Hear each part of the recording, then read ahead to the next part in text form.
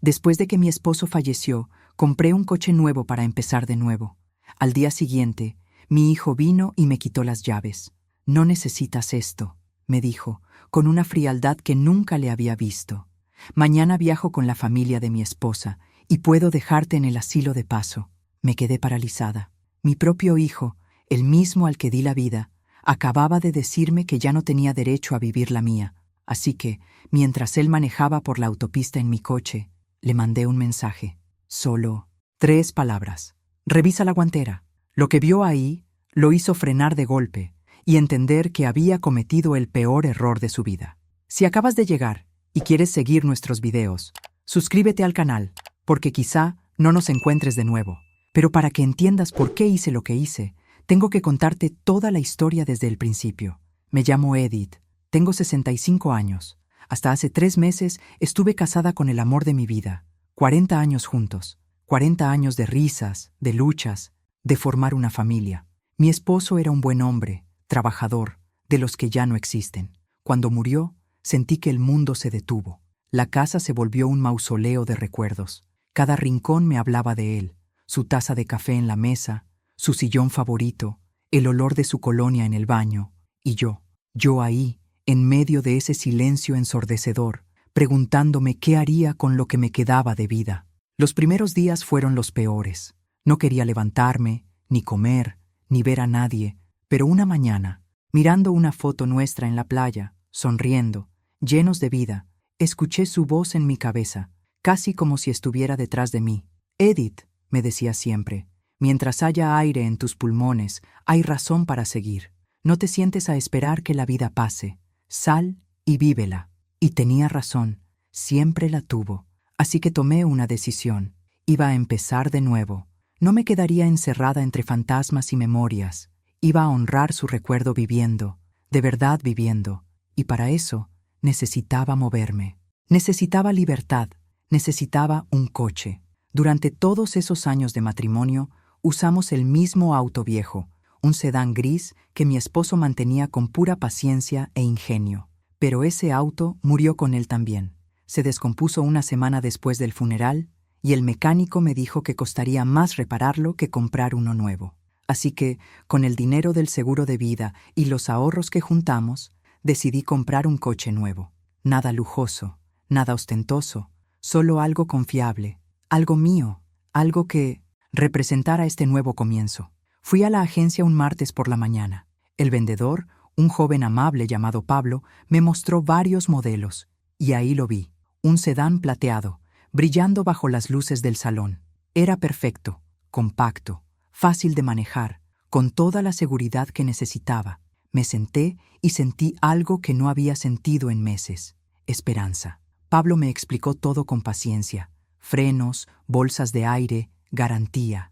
Cuando dijo el precio, 8.500, supe que podía pagarlo. Tenía el dinero, era mío, lo había ganado con años de trabajo, sacrificio y cada peso que mi esposo y yo ahorramos pensando en el futuro.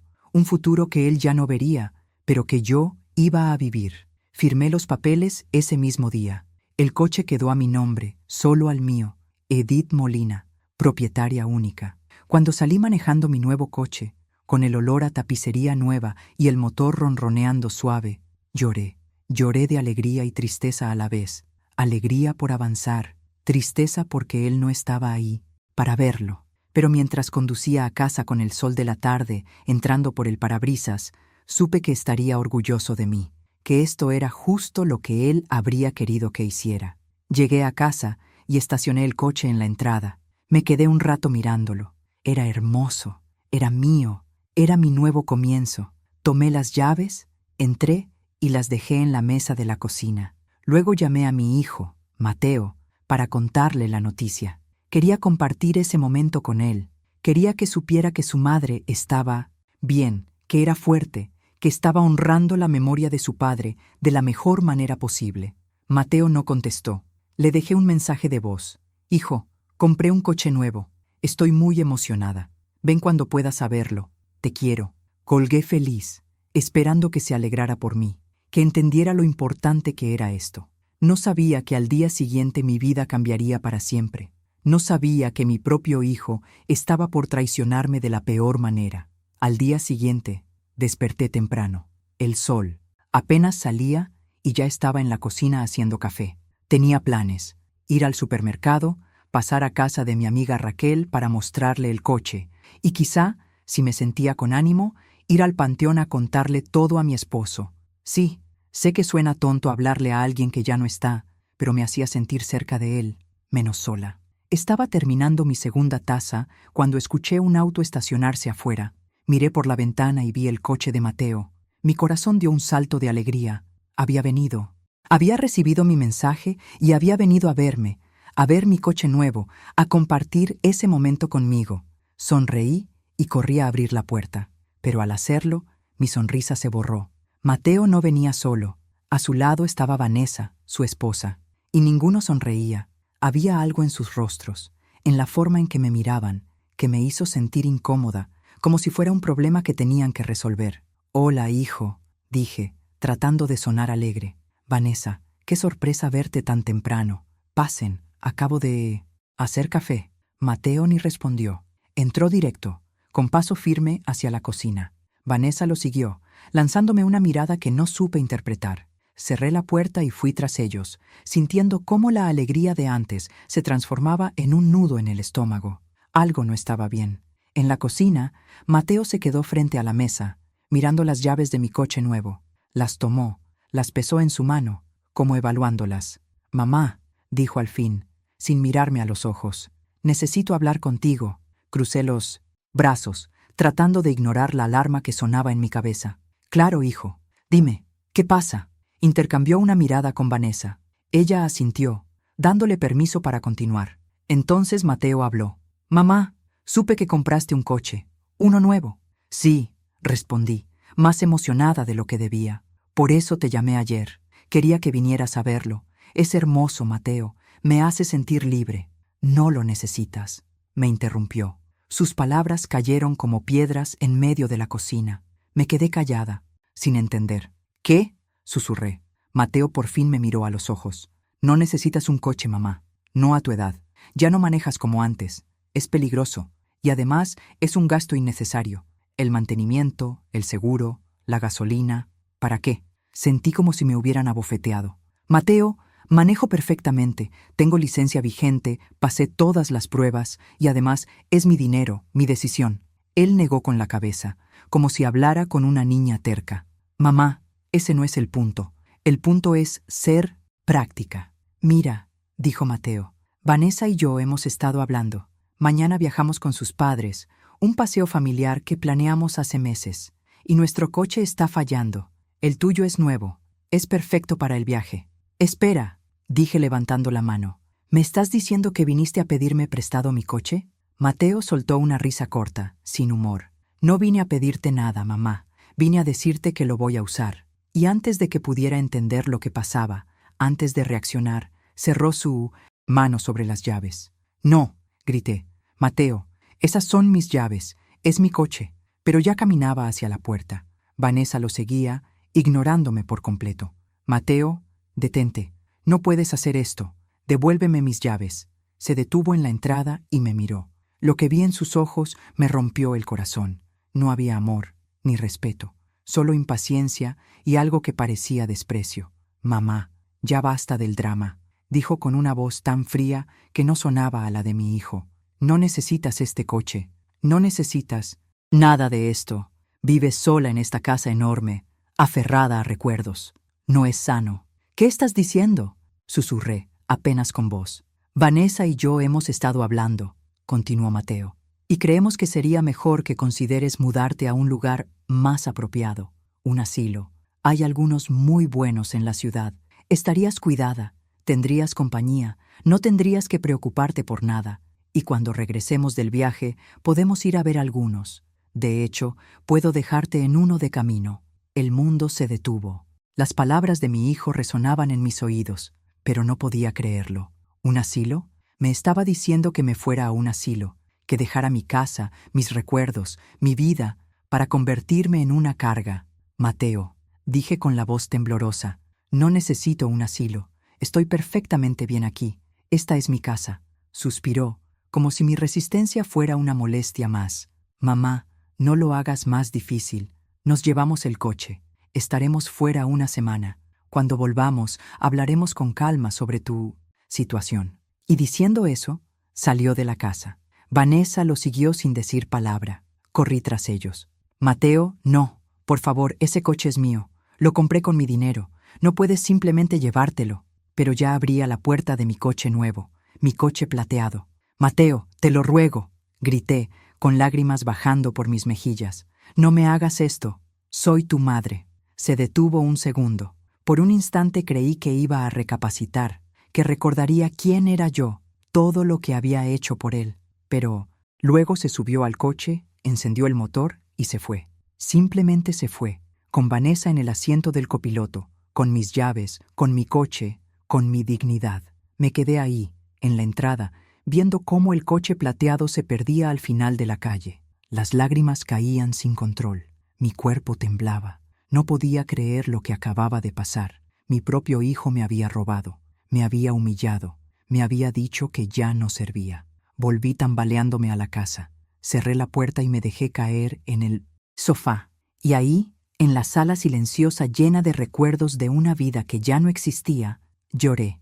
Lloré por el coche, por la traición, pero sobre todo, lloré por el hijo que acababa de perder. No sé cuánto tiempo estuve ahí llorando. Tal vez minutos, tal vez horas. El tiempo dejó de tener sentido. Solo sentía un dolor profundo en el pecho, como si algo dentro de mí se hubiera roto. Y quizá era cierto. Tal vez algo se rompió. La imagen que tenía de mi hijo, la confianza, el amor incondicional que una madre guarda sin importar qué. Pero entonces, en medio de esa oscuridad emocional, algo cambió. Dejé de llorar. Me limpié las lágrimas con el dorso de la mano y sentí algo distinto creciendo en mi pecho. No era tristeza, no era desesperación, era rabia, una rabia fría, calculada, que empezó a reemplazar el dolor, porque mientras estaba ahí sentada, recordé algo importante, algo que Mateo no sabía, algo que cambiaría todo. Yo no era una mujer tonta. Había vivido 65 años. Había criado a un hijo casi sola, mientras mi esposo trabajaba turnos dobles. Había manejado una casa, un presupuesto, toda una vida. Y en esos años aprendí algo fundamental. Siempre hay que estar preparada para lo peor. Siempre hay que tener un plan de respaldo. Cuando compré ese coche, no solo firmé los papeles y me fui contenta. No, fui cuidadosa, fui inteligente, porque aunque quería creer que mi hijo era un buen hombre, aunque quería pensar que nunca me haría daño, había visto señales, pequeñas, señales que preferí ignorar. La forma en que Vanessa miraba mi casa, calculando su valor. La manera en que Mateo preguntaba por el seguro de vida de su padre, por mis ahorros, por mis planes.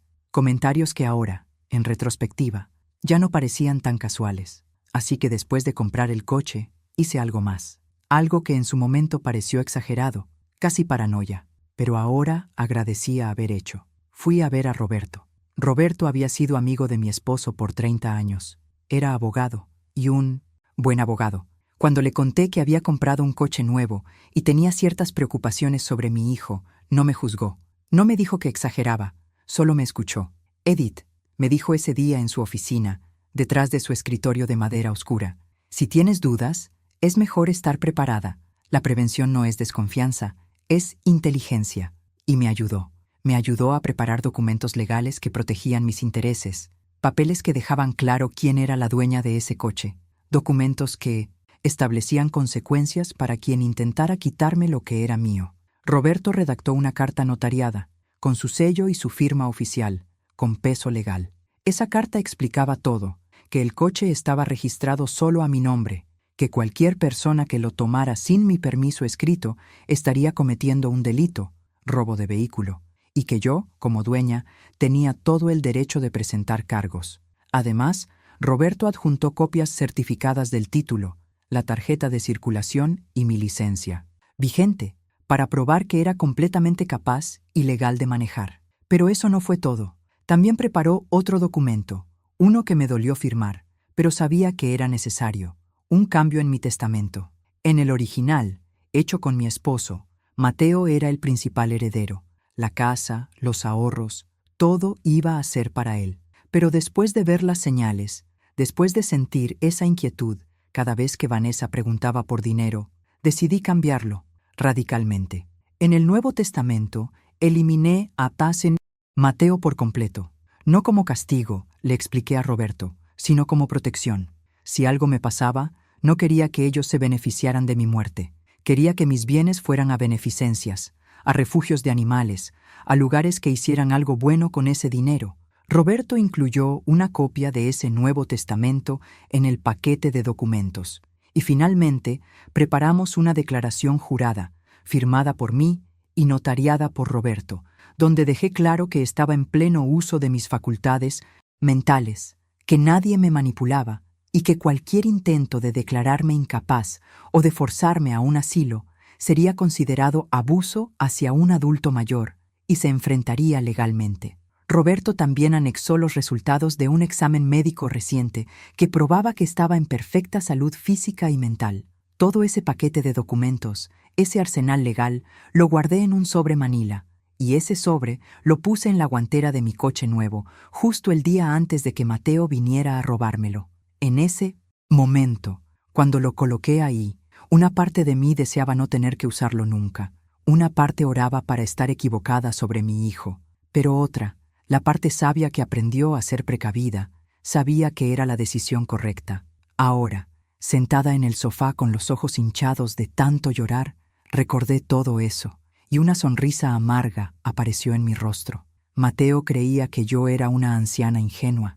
Él pensó que podía tomar lo que quisiera y que yo no haría nada. Pensó que era débil, fácil de manipular, que ya me había rendido, pero estaba muy equivocado. Me levanté del sofá, fui a la cocina y me serví un vaso de agua. Lo bebí despacio, sintiendo cómo esa furia fría se transformaba en determinación. Tomé mi celular de la mesa, lo miré por un largo momento. Sabía que Mateo ya debía estar en la autopista, rumbo a casa de los padres de Vanessa, que vivían en otro estado, a varias horas. Seguro iban riendo, celebrando que habían conseguido un coche nuevo para su viaje, sin pagar un centavo. Vanessa seguramente le decía a Mateo lo fácil que había sido, lo patética que era su madre. Abrí la aplicación de mensajes, busqué el contacto de Mateo.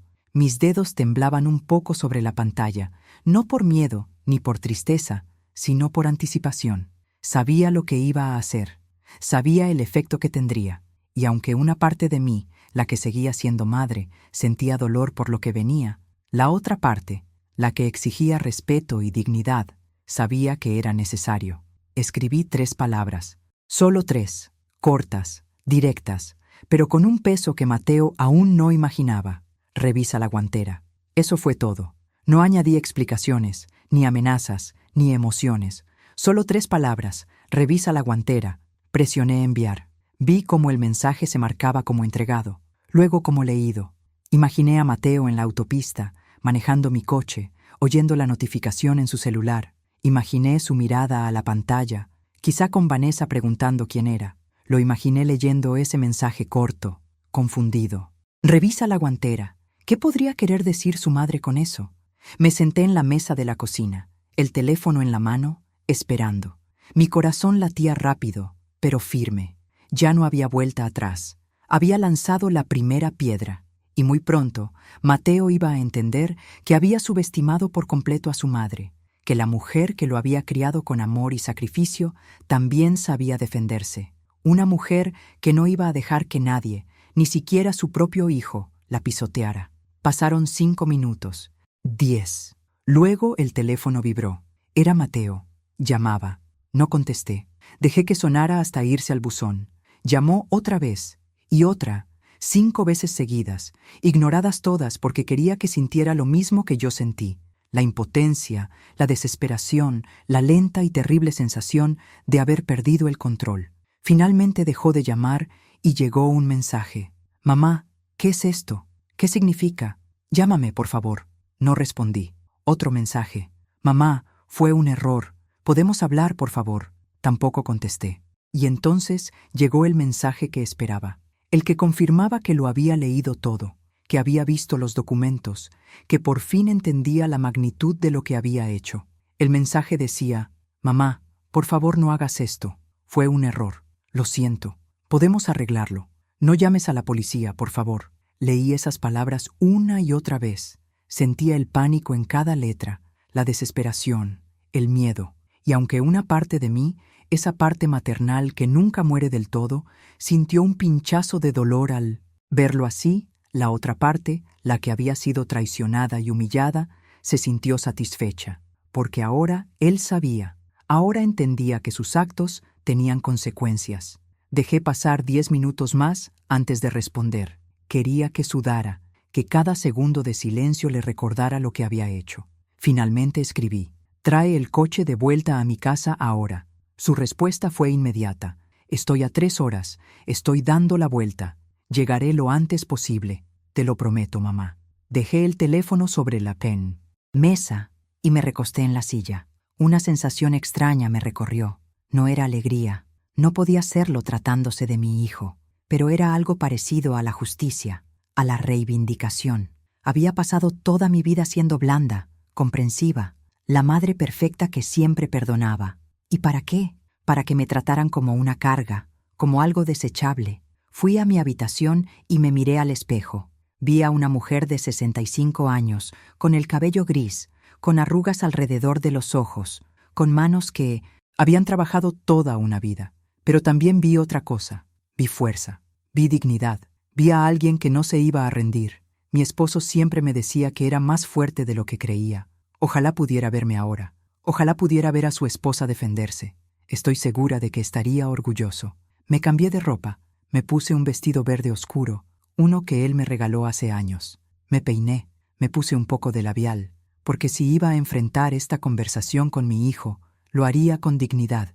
No sería la mujer rota que dejó llorando en el sofá. Sería la mujer que había retomado el control de su vida. Mientras esperaba, llamé a Roberto. Necesitaba que supiera lo que estaba pasando. Contestó al segundo timbrazo. «Edith», dijo con su voz calmada y profesional, «¿en qué puedo ayudarte?» «Pasó, Roberto», le conté. «Mi hijo se llevó el coche, encontró los documentos, está regresando». Hubo un silencio del otro lado. Luego lo escuché suspirar. «Lo siento, Edith. Tenías razón. Nadie quiere tener razón en algo así». «Lo sé», respondí, «pero ahora necesito saber qué sigue». Roberto me explicó con paciencia. Técnicamente, Mateo había cometido un delito, robo de vehículo. Aunque fuera mi hijo, aunque fuera familia, la ley no cambiaba. Yo tenía todo el derecho de denunciar, pero también el derecho de no hacerlo. La decisión era completamente mía. Lo importante era que ahora Mateo sabía que yo tenía el poder, que tenía las herramientas para hacerlo responder por sus actos. «Quiero que venga a hablar», le dije a Roberto. «Pero quiero que estés disponible por teléfono, por si acaso». «Por supuesto», respondió. «Tendré el teléfono en la mano. Si pasa algo, me llamas». «Y Edith», añadió antes de colgar, «eres una mujer valiente. No dejes que nadie te haga sentir lo contrario». Sus palabras me dieron un calor que no había sentido en todo el día. «Gracias, Roberto. Gracias por todo». Colgué y miré el reloj. Mateo había dicho que estaba a 3 horas. Eso significaba que llegaría alrededor de las 5 de la tarde. Apenas eran las 2.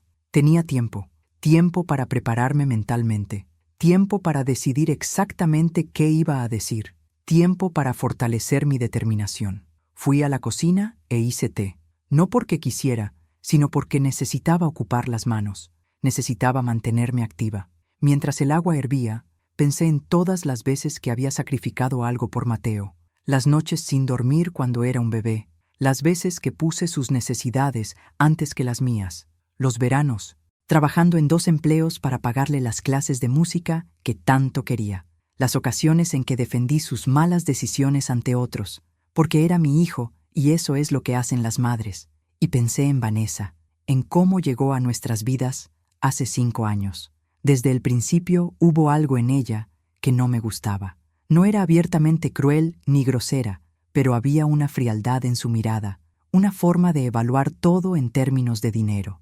Recordé la primera vez que vino a mi casa, cómo caminó por las habitaciones como tasando la propiedad, cómo preguntó cuánto valía la casa, cuánto tenía en ahorros, si tenía seguro de vida. Él creyó que podía llevarse lo que quisiera y que yo no haría nada. Pensó que era débil, fácil de manipular, que ya me había rendido, pero estaba muy equivocado. Me levanté del sofá, fui a la cocina y me serví un vaso de agua. Lo bebí despacio, sintiendo cómo la furia fría se volvía determinación. Tomé el celular de la mesa. Lo miré un buen rato. Sabía que Mateo ya debía ir por la autopista, rumbo a casa de los padres de Vanessa, en otro estado, a varias horas. Seguramente iban riendo, celebrando que habían conseguido un coche nuevo gratis para el viaje. Vanessa quizá le decía a Mateo lo fácil que había sido, lo patética que era su madre. Abrí la app de mensajes. Busqué el contacto de Mateo. Me temblaron un poco los dedos sobre la pantalla. No por miedo, no por tristeza, por anticipación. Sabía lo que estaba por hacer, sabía el efecto que tendría. Y, aunque una parte de mí, la que sigue siendo madre, dolía por lo que venía, la otra, la que merece respeto y dignidad, sabía que era necesario. Escribí 3 palabras, solo 3, cortas, directas, cargadas de peso. Revisa la guantera. Eso fue todo, sin explicaciones, sin amenazas, sin adornos. Solo, revisa la guantera. Presioné enviar. Vi el entregado, luego el leído. Imaginé a Mateo en la autopista, oyendo la notificación, viéndolo en la pantalla. Vanessa preguntando quién era. Él leyendo ese mensaje breve, confundido. Revisa la guantera. ¿Qué quería decir su madre con eso? Me senté en la mesa de la cocina, teléfono en mano, a esperar. El corazón rápido, pero firme. Ya no había vuelta atrás. Lancé la primera piedra, y muy pronto Mateo entendería que subestimó por completo a su madre, que la mujer que lo crió con amor y sacrificio también sabía defenderse. Una mujer que no iba a dejar que nadie, ni su propio hijo, la pisoteara. Pasaron 5 minutos, 10. Luego vibró el teléfono. Era Mateo. Llamaba. No respondí. Lo dejé sonar hasta buzón. Volvió a marcar. Y otra vez. 5 llamadas seguidas. Ignoradas. Quería que sintiera la impotencia, la desesperación, esa lenta y terrible pérdida de control. Al fin dejó de llamar y llegó un mensaje. «Mamá, ¿qué es esto? ¿Qué significa? Llámame, por favor». No respondí. Otro. «Mamá, fue un error. ¿Podemos hablar, por favor?» Tampoco contesté. Entonces llegó el que esperaba, el que confirmaba que leyó todo, que vio los documentos, que por fin entendió la magnitud de lo que hizo. «Mamá, por favor no hagas esto. Fue un error. Lo siento. Podemos arreglarlo. No llames a la policía, por favor». Leí esas palabras una y otra vez. Sentí el pánico, la desesperación, el miedo, y aunque la parte maternal me punzó, la otra, la traicionada y humillada, se sintió satisfecha. Ahora lo sabía. Ahora entendía que sus actos tenían consecuencias. Dejé pasar 10 minutos más. Quería que sudara. Por fin escribí. «Trae el coche a mi casa ahora». Respondió de 100 inmediato. «Estoy a 3 horas. Doy la vuelta ya. Llegaré lo antes posible. Te lo prometo, mamá». Dejé el teléfono en la mesa y me recosté en la silla. No era alegría. No podía hacerlo con mi propio hijo. Era algo parecido a justicia, a reivindicación. Toda la vida fui blanda, comprensiva, la madre que siempre perdona. ¿Para qué? Para que me trataran como una carga, algo desechable. Fui al cuarto y me miré al espejo. Vi a una mujer de 65, canas, arrugas en los ojos, manos gastadas de trabajar. Pero también vi fuerza, dignidad, a alguien que no iba a rendirse. Mi esposo decía que yo era más fuerte de lo que creía. Ojalá me viera ahora. Ojalá viera a su esposa ponerse de pie. Estaría orgulloso. Me cambié. Un vestido verde oscuro, el que él me regaló hace años. Me peiné, un poco de labial. Si iba a enfrentar a mi hijo, lo haría con dignidad. No sería la mujer rota que dejó llorando en el sofá. Sería la mujer que retomó su vida. Mientras esperaba, llamé a Roberto. Necesitaba que supiera. Contestó al segundo timbre. «Edith, ¿en qué te ayudo?» «Pasó, Roberto. Mi hijo se llevó el coche. Encontró los documentos. Ya viene de regreso». Silencio. Un suspiro. «Lo siento, Edith. Tenías razón. Nadie quiere tener razón en algo así». «Lo sé. Ahora dime qué sigue». Me explicó con calma. Técnicamente, Mateo cometió un delito, robo de vehículo. Aunque fuera mi hijo, la ley no cambiaba. Yo podía denunciar o no hacerlo. Era mi decisión. Lo importante, ahora Mateo sabía que yo tenía ese poder, que tenía cómo hacerlo responder. Quiero que venga a hablar, le dije, pero quédate disponible por teléfono. Por supuesto, con el teléfono en la mano. Si pasa algo, me llamas. Y Edith, eres valiente.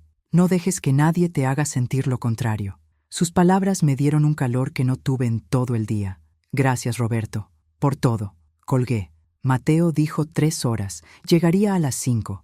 Eran apenas las 2. Tenía tiempo para prepararme, para decidir qué diría, para afirmar mi determinación. Fui a la cocina e hice té. No por antojo, por ocupar las manos. Mientras servía el agua, pensé en todo lo que sacrifiqué por Mateo. Las noches en vela, las veces que puse sus necesidades antes que las mías, los veranos con 2 trabajos para pagarle las clases de música, las ocasiones en que defendí sus malas decisiones, porque era mi hijo. Y pensé en Vanessa. Llegó hace 5 años. Desde el inicio hubo algo que no me gustó. No era abiertamente cruel, ni grosera, pero tenía frialdad en la mirada. Medía todo en dinero. Recordé la primera vez aquí. Caminó como tasando la casa. Preguntó cuánto valía, cuánto tenía ahorrado, si había seguro de vida. Mi esposo también lo notó. Una noche, en la cama, me dijo, Edith, algo en esa muchacha no me gusta. Creo que está con Mateo por dinero. Yo lo defendí. Le dije que era paranoia, que solo protegía a nuestro hijo. Pero tenía razón. Mi esposo tenía buen ojo, y debí escucharlo. Después de que él murió, Vanessa cambió. Se volvió más audaz, más directa con sus preguntas de dinero, más insistente en que vendiera la casa, que me mudara a algo pequeño, que invirtiera. Y Mateo, mi propio hijo, empezó a repetir sus palabras como si fueran un equipo, como si yo fuera el proyecto que debían resolver. Mi té se enfrió sin tocarlo. Las horas pasaron lentas. Cada coche que sonaba en la calle me tensaba el cuerpo. No era él. A las 4:30 vibró el teléfono. Mensaje de Mateo. Estoy a 20 minutos. Por favor, mamá, necesito que hablemos. No respondí. Me puse de pie, alicé el vestido y me preparé. A las 4:50 escuché el motor conocido. Mi coche, mi sedán plateado entrando a la cochera. Miré por la ventana. Mateo manejaba, pálido, cansado. Vanessa no venía. Interesante. Quizá la dejó con sus padres, o quizá no quiso enfrentar las consecuencias. Apagó el motor y se quedó un momento dentro, de perfil, con la cabeza en las manos. Luego tomó algo del asiento del copiloto, el sobre Manila, los documentos. Salió y caminó hacia la puerta. Cada paso pesaba. Tocó el timbre. No usó llaves, tal vez por respeto, tal vez por miedo. Esperé unos segundos antes de abrir. Quería que sintiera la incertidumbre. Al fin abrí. Nos miramos. Sus ojos rojos. Había llorado. Bien, pensé. Ahora sabe lo que se siente. Mamá, empezó con la voz temblorosa. Levanté la mano. Adentro, dije fría. No aquí. Asintió y entró. Traía el sobre en una mano y mis llaves en la otra. Caminamos en silencio a la sala. Señalé el sofá. Siéntate. Obedeció como niño regañado. Me senté frente a él, en el mismo cuarto donde lloré horas antes. Pero ahora era otra. Ahora tenía el control. Mateo puso el sobre y las llaves sobre la mesa de centro. Leí todo, dijo al fin. Mamá, no sabía que tenías esto preparado. Crucé los brazos. ¿Y eso qué cambia, Mateo? ¿Que no supieras de las consecuencias hace correcto lo que hiciste? Negó rápido. No, claro que no. Estuvo mal, muy mal, lo sé. Entonces dímelo, dije inclinándome. Dime, ¿qué estuvo mal? Quiero oírlo. Tragó saliva. Yo tomé tu coche sin permiso. Eso fue robo. Y te dije cosas horribles, imperdonables. Lo del asilo.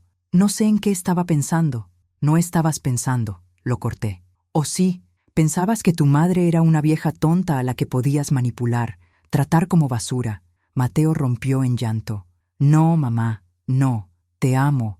Eres mi madre. Es que Vanessa se detuvo. Cayó en cuenta. Ajá, dije recostándome. Entonces fue idea de Vanessa. Claro, siempre es idea de Vanessa, ¿no, Mateo? ¿Y tú qué eres? ¿Un hombre de 42 que no decide nada? ¿Un títere de su esposa? Alzó la cabeza de golpe. No es así, mamá. Yo decido. ¿Entonces por qué hiciste esto? Pregunté. ¿Por qué entraste a mi casa? Tomaste mis llaves. Me dijiste que no necesitaba mi coche, que debía ir a un asilo. Esas palabras salieron de tu boca, Mateo, no de la de Vanessa, de la tuya. Se limpió las lágrimas con el dorso de la mano. Tienes razón, toda la razón. No tengo excusa. Solo puedo decirte que lo siento, que cometí un error terrible, que no volverá a pasar. Me levanté y caminé a la ventana. Afuera, mi coche plateado, mi símbolo de libertad que casi pierdo. ¿Un error?, repetí sin mirarlo. ¿A esto le llamas error? Un error es un tropezón, olvidar una fecha. Lo tuyo fue deliberado, planeado. Viniste con la intención de quitarme lo que era mío. Me giré hacia él. Y no solo el coche.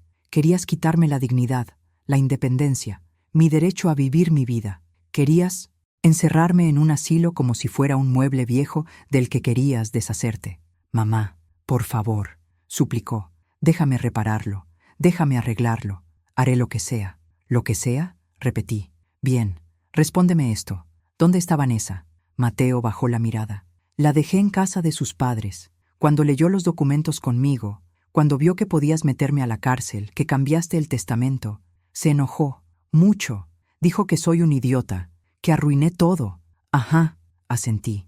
Entonces no está molesta por lo que me hicieron. Está molesta porque perdió la oportunidad de heredar mi dinero. No respondió. Su silencio lo dijo todo. Volví a mi silla y me senté. Necesito que entiendas algo, Mateo. Te crié casi sola. Tu padre trabajaba turnos de 16 horas para darnos una vida decente. Yo te alimenté, te cambié, te calmé las pesadillas. Fui a tus obras, te ayudé con la tarea, te defendí cuando te acosaban. Se me quebró un poco la voz, pero seguí. Trabajé en 2 empleos años para que fueras a una buena escuela, para que tuvieras ropa nueva cada temporada, para que no te faltara nada. Y cuando quisiste estudiar música, aunque tu padre y yo queríamos algo más práctico, te apoyé. Vendí joyas que me dejó mi madre para pagarte las clases, porque eso hacen las madres, se sacrifican por sus hijos. Mateo sollozaba. Lo sé, mamá, lo sé. Nunca te lo agradecí como debía. He sido un hijo terrible. Y cuando tu padre murió, seguí. Cuando yo estaba hecha pedazos, apenas respirando, tratando de entender cómo seguir sin el amor de mi vida. ¿Dónde estabas? Viniste al funeral, te quedaste 2 días y regresaste a tu vida. Me dejaste sola en esta casa vacía con mis recuerdos y mi duelo. No es justo, murmuró. Tenía trabajo, responsabilidades. Todos las tenemos, Mateo.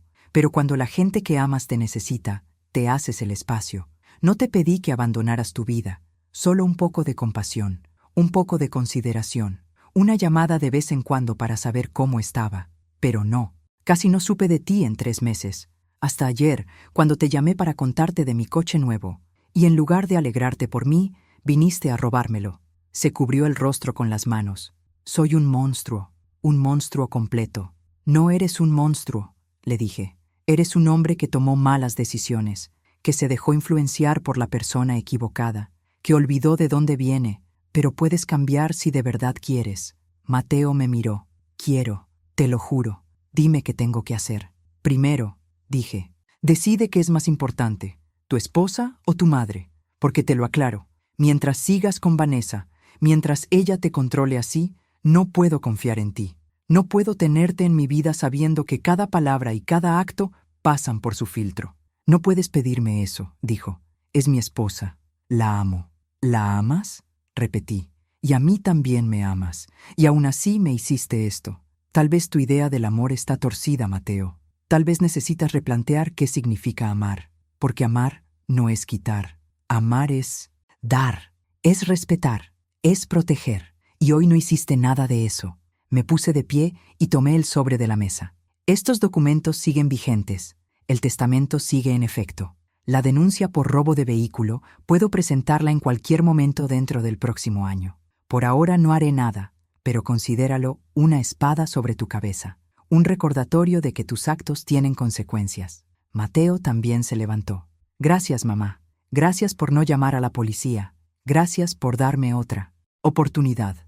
No me des las gracias aún, dije, porque es tu única oportunidad. Si vuelves a faltarme al respeto, si me tratas como menos que una persona, si intentas manipularme o controlarme, usaré estos papeles. Y no solo te dejaré fuera de mi testamento, te haré responder legalmente por lo que hiciste hoy. Asintió una y otra vez. Entiendo. Prometo que no se repetirá. Hay algo más, añadí. Quiero que vayas a terapia tú solo, no de pareja, individual. Tienes que entender por qué permitiste esto. ¿Por qué dejaste que Vanessa te convenciera de tratar así a tu propia madre? Trabaja en ti antes de intentar ser buen hijo otra vez. Lo haré, dijo. Mañana mismo busco terapeuta. Bien, respondí. Y hasta que hayas asistido al menos a 6 sesiones, hasta que vea cambios reales en ti, nuestra relación será limitada. Llamadas ocasionales y nada más. No eres bienvenido en esta casa, no hasta confiar en que no estás midiendo cada objeto, pensando cuánto vale. Mateo se movió como para abrazarme. Di un paso atrás. Aún no. Necesito tiempo, curarme de lo que me hiciste, y tú tienes que demostrar con hechos, no palabras, que cambiaste. Bajó los brazos. Entiendo. Esperaré lo que haga falta. Tomé mis llaves de la mesa. Estas son mías. Este coche es mío. Esta casa es mía. Mi vida es mía. Y nadie, ¿me oyes? Nadie me la va a arrebatar otra vez. Mateo asintió. Tienes razón. Y lamento haberte hecho sentir que debías defenderte de tu propio hijo. Eso nunca debió pasar. Caminé a la puerta y la abrí. Creo que es momento de que te vayas. Mateo pasó junto a mí. En el umbral se detuvo. Mamá, de verdad te amo. Lo sabes, ¿verdad? Lo miré a los ojos. Quiero creerlo. Pero sin respeto no hay amor, Mateo. Es solo una palabra bonita para justificar lo injustificable. Demuéstrame respeto. Demuéstrame que valoras quién soy. Y quizá, con el tiempo, podamos reconstruir lo que hoy se rompió. Salió de la casa. Lo vi caminar hacia la calle, donde había dejado un taxi, esperando. Seguramente lo pidió mientras venía de regreso. Vanessa, claro, se quedó con su coche. Mateo subió al taxi, y antes de que arrancara, me miró una última vez por la ventana. Había tanto dolor en su cara, tanto arrepentimiento. Una parte de mí quiso correr, abrazarlo, decirle que todo estaba bien. Porque eso hacen las madres, ¿no? Perdonan, siempre perdonan. Pero yo ya había perdonado demasiado. Pequeñas groserías, comentarios cortantes de Vanessa, el abandono de Mateo tras la muerte de su padre.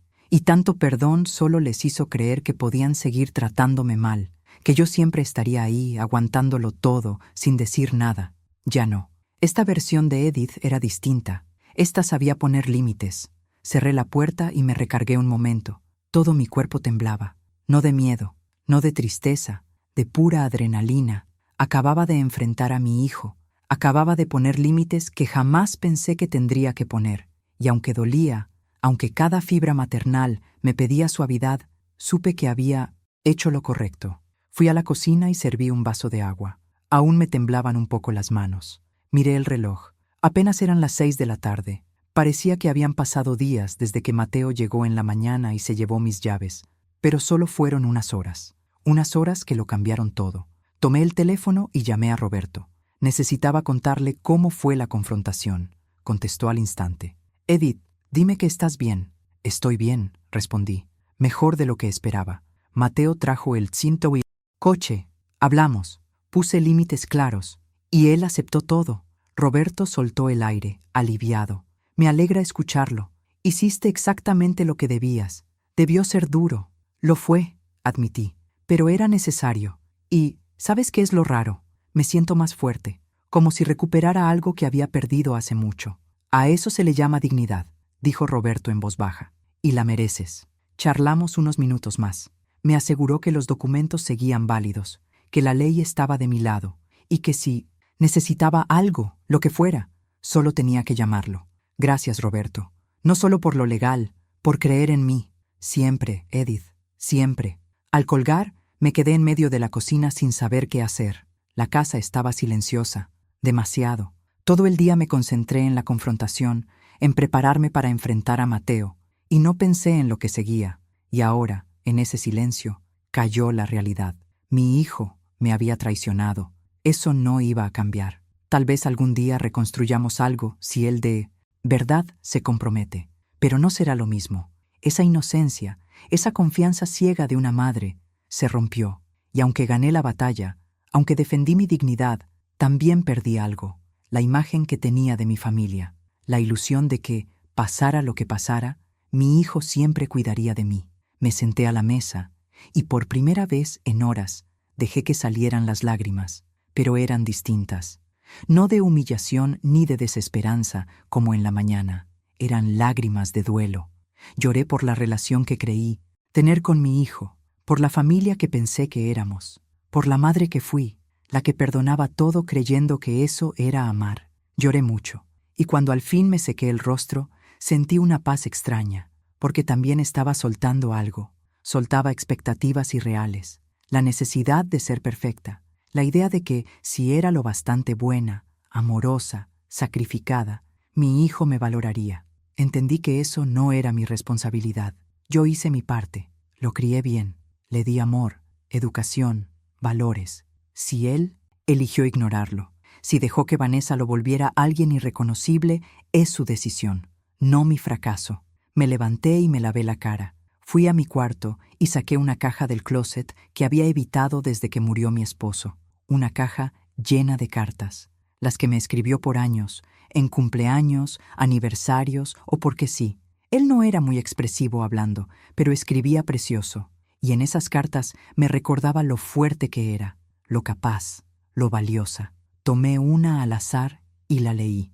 Mi querida Edith, veces te veo dudar y me parte el alma, porque yo veo lo que tú no ves. Una mujer que puede con todo, que enfrenta cada problema con gracia y determinación, que nunca se rinde. Eres más fuerte de lo que crees, y el día que tú también lo creas, el mundo va a temblar. Te amo hoy y siempre. Apreté la carta contra el pecho. Ojalá estuvieras aquí, susurré. Ojalá pudieras verme ahora. Creo que por fin entiendo lo que querías decir. Creo que por fin soy esa mujer fuerte que siempre viste en mí. Guardé la carta con cuidado. Algún día leeré todas, pero por ahora esa bastaba. Era el recordatorio de que sí podía, de que siempre pude. Esa noche dormí mejor que en semanas. No tuve pesadillas. No desperté llorando como tantas otras noches desde que él se fue. Dormí hondo, completo, y al amanecer, cuando los primeros rayos entraron por la ventana, sentí algo que no sentía desde hace mucho, esperanza por el futuro. Me levanté, me duché, me puse ropa cómoda y salí. Mi coche plateado seguía ahí, en la entrada, esperándome. Lo miré con cariño. Había pasado por tanto en tan poco tiempo, comprado con ilusión, robado con crueldad y recuperado con justicia. Pero ahí estaba, brillando bajo el sol de la mañana, listo para llevarme a donde yo quisiera. Subí, ajusté el retrovisor y encendí el motor. Ese suave ronroneo me sacó una sonrisa. Abrí la guantera un momento. El sobre Manila ya no estaba ahí. Lo había guardado en un lugar seguro dentro de la casa. Pero ahora había algo distinto. Una foto, pequeña de mi esposo y yo, tomada en nuestro último aniversario. Los dos sonriendo, abrazados, felices. La puse ahí como recordatorio. Un recordatorio de que conocí el amor verdadero, de que fui valorada y de que merezco seguir siéndolo. Salí del garaje y conduje sin destino. Solo quería manejar, sentir la libertad de ir a donde quisiera, cuando quisiera. Pasé por las calles del vecindario y luego tomé la carretera. El paisaje fue cambiando. Las casas dieron paso a árboles, los árboles a campos abiertos. Y seguí manejando, con las ventanas entreabiertas, sintiendo el viento en el rostro. Después de una hora, llegué al panteón donde estaba enterrado mi esposo.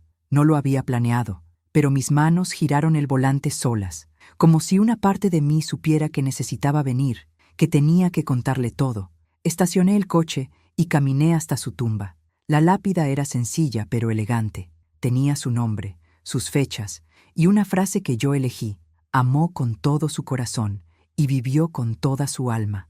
Me arrodillé frente a ella y pasé la mano sobre las letras grabadas. Hola, amor, susurré. Perdón por no haber venido antes. Han sido días difíciles. Y ahí, de rodillas frente a su tumba, le conté todo. Le hablé del coche, de Mateo, de Vanessa, de la traición, de los documentos que Roberto me ayudó a preparar, del enfrentamiento, de los límites que puse. Hablé, y aunque suene loco, juro que sentí su presencia, sentí su aprobación. Hice lo que me enseñaste, le dije al final. No dejé que me pisotearan. Defendí mi dignidad. Y duele porque es mi hijo, pero también me siento bien, me siento fuerte, Me siento como la mujer que siempre dijiste que era. Las lágrimas rodaron, pero esta vez fueron tranquilas, lágrimas de aceptación. Me quedé ahí casi una hora, solo estando presente, sintiendo la conexión con el hombre que fue mi compañero por 40 años. Y cuando al fin me levanté para irme, me sentí distinta, como si él me hubiera dado su bendición, diciéndome que estaba bien seguir adelante, que estaba bien ser fuerte, que por una vez estaba bien pensar en mí. Conduje de regreso a casa sintiéndome más ligera, pero al llegar vi un coche estacionado en mi entrada. No lo reconocí al principio, un sedán rojo, algo viejo pero bien cuidado. Y entonces la vi. Sentada en los escalones del porche estaba Vanessa. Por su expresión, no había venido a disculparse. Aparqué y me quedé dentro unos segundos, preparándome mentalmente. No esperaba esto. Pensé que, después de lo que pasó con Mateo, se mantendría lejos. Pero claramente subestimé su descaro. Respiré hondo. Tomé mi bolso y bajé. Vanessa se puso de pie al verme acercar. Llevaba jeans y una blusa color coral, el cabello perfectamente peinado, el maquillaje impecable. Pero en sus ojos había algo frío, calculador, que me hizo detenerme a unos pasos. Vanessa, dije con tono neutral, no esperaba verte aquí. Tenemos que hablar, respondió.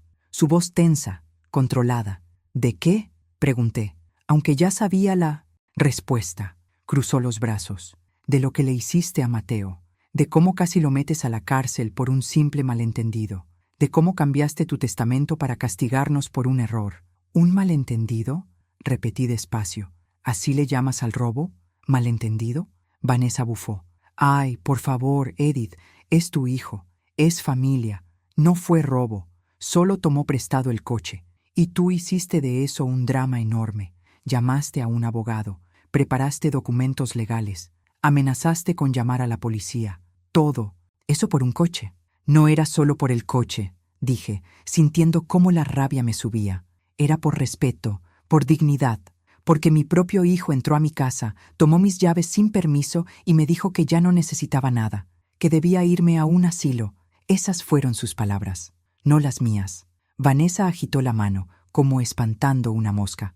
Estaba frustrado, dijo cosas que no sentía. Todos lo hacemos cuando estamos estresados. Ah, dije dando un paso hacia ella. Entonces, cuando estás estresada, ¿también mandas a tu madre a pudrirse en un asilo? Porque si es así, deberías trabajar en tu manejo del estrés. Ni se te ocurra juzgarme, dijo Vanessa, señalándome con el dedo. No sabes nada de mi vida, ni de nuestros problemas. Mateo y yo tenemos dificultades económicas. Necesitábamos ese coche para el viaje. Mis padres iban a ayudarnos con dinero, pero teníamos que llegar. Y tú, egoístamente, nos lo negaste. Me reí. Una risa amarga, sin humor. ¿Egoístamente? ¿Fui egoísta por no dejar que me robaran el coche? El coche que compré con mi dinero. El coche que representa mi independencia. Dime, Vanessa, ¿en qué mundo es egoísta proteger lo que es tuyo? Apretó los labios. Eres su madre. Se supone que debes ayudarlo cuando está en apuros, no castigarlo, no amenazarlo con la cárcel.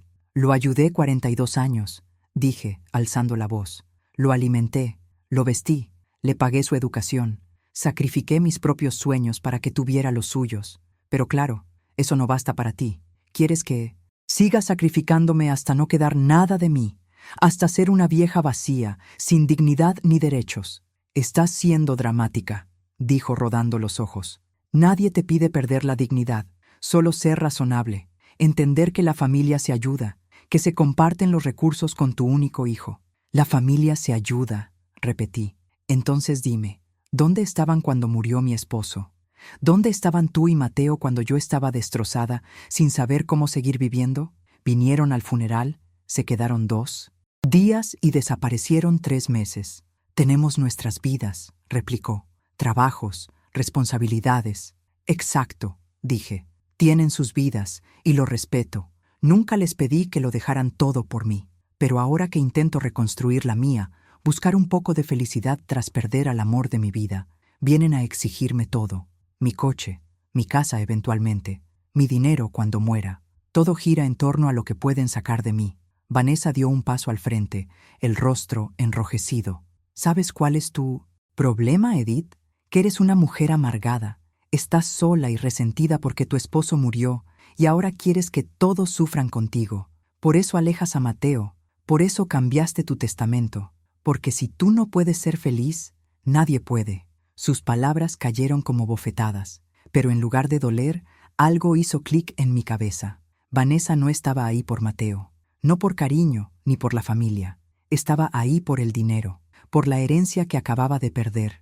Y por fin, después de 5 años de incomodidad con esa mujer, después de 5 años de intentar llevarme bien con ella por mi hijo, la vi tal como era. «Sal de mi propiedad», dije con voz firme. Vanessa parpadeó.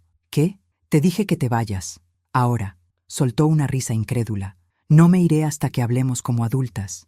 «Ya hablamos», respondí, «y he escuchado suficiente. Lárgate antes de que llame a la policía por allanamiento». «No te atreverías», dijo, aunque su voz ya no sonaba tan segura. «Ah, ¿no?», respondí, dando un paso más. Después de lo que pasó con Mateo, después de ver que sí preparé documentos legales, que no estoy jugando, ¿todavía me subestimas? Quédate y verás. Saqué mi teléfono del bolso. Vanessa me miró, luego miró el teléfono y volvió a mirarme. «Estás loca», murmuró. «Completamente loca». «Tal vez», respondí. «O tal vez por fin estoy en mi sano juicio, después de años dejando que gente como tú me pisoteara. Ahora vete». Vanessa me lanzó una mirada de odio puro. «Esto no se ha terminado», amenazó. «Mateo es mi esposo, y me voy a asegurar de que entienda que tiene que elegir, o su madre loca o su verdadera familia». «Adelante», dije sin pestañear. «Haz que elija, porque algo me dice que, cuando Mateo piense quién ha estado ahí toda su vida y quién solo apareció cuando había algo que ganar, la elección será más fácil de lo que crees». Vanessa dio media vuelta y caminó furiosa hacia su coche. Subió, encendió el motor con demasiada fuerza y salió de mi entrada con las llantas, chillando. Me quedé ahí, viéndola alejarse. El corazón me latía con fuerza. Las manos me temblaban, pero no de miedo, sino de pura adrenalina. Acababa de enfrentar a Vanessa. Le había dicho exactamente lo que pensaba, sin filtros, sin ser la suegra complaciente, sin intentar mantener la paz a cualquier costo. Y se sintió increíble. Entré a la casa y cerré con llave. Luego me dejé caer en el sofá y solté una risa. Era una risa de alivio, de liberación. Durante 5 años caminé sobre cáscaras de huevo alrededor de Vanessa. Ignoré sus comentarios crueles. Fingí no notar cómo medía mi casa como si ya fuera suya. Sonreí cuando criticaba mi comida, mi ropa, mis decisiones, todo por no causar conflictos, porque quería que Mateo fuera feliz. Pero ahora entendía algo fundamental. Al intentar mantener la paz, al permitir que Vanessa me faltara al respeto una y otra vez sin consecuencias, no ayudé a nadie. No hice feliz a Mateo. Solo le enseñé que estaba bien que su esposa tratara mal a su madre, que era aceptable, que yo lo soportaría todo. Y al hacerlo, contribuí al problema. Permití que esa dinámica tóxica creciera hasta el punto de que mi propio hijo creyera que podía robarme y mandarme a un asilo. Esa noche, sentada en mi sala, tomé una decisión importante. Se acabó. Se acabó ser la que siempre cede. Se acabó poner las necesidades de otros antes que las mías hasta perderme por completo. Se acabó sacrificar mi dignidad por la ilusión de armonía familiar. Si Mateo realmente quería reconstruir nuestra relación, sería bajo mis términos, con respeto mutuo y límites claros. Y si eso significaba que nuestra relación jamás sería como antes, que así fuera, porque la relación que teníamos ya estaba rota desde hace mucho. Los días siguientes fueron extraños, silenciosos. No supe nada de Mateo, ni mensajes, ni llamadas. Parte de mí se preguntaba si Vanessa había cumplido su amenaza, si lo había hecho elegir, y si él la había elegido a ella.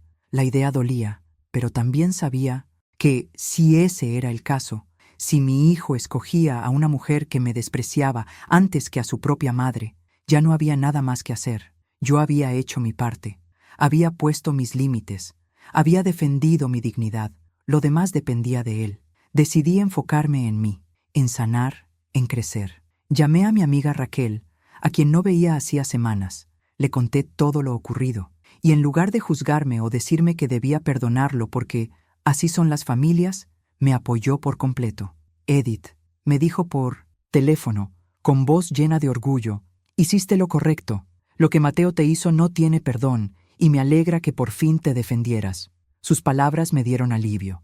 Llevaba días con una voz en la cabeza diciéndome que tal vez había sido muy dura, que debía ser más comprensiva. Pero Raquel me recordó algo esencial. Ser comprensiva no significa ser tapete. Hicimos planes para almorzar al día siguiente. Hacía tanto que no salía, que no socializaba, que casi había olvidado lo que era tener vida, fuera del drama familiar. Al día siguiente, conduje mi coche plateado hasta el restaurante donde quedamos. Raquel ya estaba ahí, en una mesa junto a la ventana. Cuando me vio entrar, se levantó y me dio un fuerte abrazo. «Mírate», dijo al separarse para observarme. «Te ves distinta, más fuerte». «Lo soy», respondí. «O al menos estoy intentando serlo».